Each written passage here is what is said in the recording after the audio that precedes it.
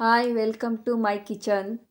Hi friends, ಇವತ್ತು ಹುಚ್ಚೆಳ್ಳು ಪುಡಿನ ಹೇಗೆ ಮಾಡೋದು ಅಂತ ತೋರಿಸ್ಕೊಡ್ತೀನಿ. ತುಂಬ ರುಚಿಯಾಗಿರುತ್ತೆ. ಬಟ್ ಹಳ್ಳಿಯಲ್ಲಿರೋರಿಗೆಲ್ಲ ಇದೇನು ಹೊಸ್ದಲ್ಲ. ಬಟ್ ನಮಗೆ ಬೆಂಗಳೂರಲ್ಲಿ ಇರೋರಿಗೆ ಇದು ತುಂಬ ಅಪರೂಪ, ತುಂಬ ಇಷ್ಟವಾಗಿರೋದು ಆಗಿರ್ತಿತ್ತು. ನಾವು ಚಿಕ್ಕ ಮಕ್ಕಳಲ್ಲಿ ಹಳ್ಳಿ ಕಡೆ ಬಂದುಬಿಟ್ರೆ ಇಷ್ಟಪಡ್ತಾ ಇದ್ವಿ ತುಂಬ. ಸೊ ಅದನ್ನು ಈಗ ನಾವು ಹೇಗೆ ಮಾಡೋದು ಅಂತ ತೋರಿಸ್ಕೊಡ್ತೀನಿ. ನಾನು ಒಂದು ಬಟ್ಲಷ್ಟು ಎಳ್ಳು ತೊಗೊಂಡಿದ್ದೀನಿ, ಹುಚ್ಚೆಳ್ಳು. ತುಂಬ ರುಚಿಯಾಗಿರುತ್ತೆ. ಆಮೇಲೆ ರಾಗಿ ರೊಟ್ಟಿ ಜೊತೆ ತುಪ್ಪ ಹಾಕ್ಕೊಂಡು ತಿಂತಾ ಇರೋಂತೂ ತುಂಬಾ ರುಚಿಯಾಗಿರುತ್ತೆ ಫ್ರೆಂಡ್ಸ್ ಇದು. ನಾವು ಚಿಕ್ಕ ಮಕ್ಕಳೆಲ್ಲ ತುಂಬ ಇಷ್ಟಪಡ್ತಾಯಿದ್ವಿ ನಾವು ಊರ ಕಡೆ ಬಂದಾಗ. ಈಗ ನಾನು ಹಳ್ಳಿಯಲ್ಲೇ ಇರೋದು. ಸೊ ಅದರಿಂದ ಆಲ್ಮೋಸ್ಟ್ ಹಳ್ಳಿ ಅಡುಗೆ ಎಲ್ಲ ಸುಮಾರು ನಾನು ಕಲ್ತಿದ್ದೀನಿ. ಇದನ್ನು ಗಮ್ ಅಂತ ಸ್ಮೆಲ್ ಬರುತ್ತೆ, ಅಲ್ಲಿವರೆಗೂ ಹುರ್ಕೋಬೇಕು. ಸೀಸ್ಬೇಡಿ, ಸಣ್ಣ ಉರಿಯಲ್ಲಿ ಹುರ್ಕೊಳ್ಳೋಣ.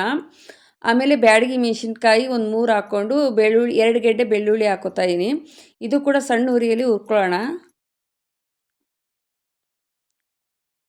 ಆಮೇಲೆ ತುಂಬ ಅಡುಗೆಗಳಿಗೆ ಪಲ್ಯಗಳಿಗೆಲ್ಲ ಇದನ್ನು ತುಂಬ ಚೆನ್ನಾಗಿರುತ್ತೆ ಬಳಸಿದರೆ.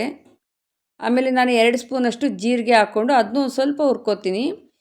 ಆಮೇಲೆ ಏನು ಹುರ್ಕೊಂಡಿದ್ವಲ್ಲ ಹುಚ್ಚೆಳ್ಳು, ಅದರೊಳಗಡೆ ಹಾಕ್ಕೊಂಡು ಇದನ್ನು ಸ್ವಲ್ಪ ರುಚಿಗೆ ತಕ್ಕಷ್ಟು ಉಪ್ಪು, ಸ್ವಲ್ಪ ಖಾರ ಪೌಡ್ರು, ಮೆಣಸಿನ್ಕಾಯಿ ಕೆಂಪು ಮೆಣಸಿನ್ಕಾಯಿ ಇದ್ದರೆ ಅದನ್ನೇ ಹಾಕ್ಕೊಳ್ಳಿ, ಇಲ್ಲ ಅನ್ನೋರು ಖಾರ ಪೌಡ್ರ್ ಹಾಕ್ಕೊಳ್ಳಿ.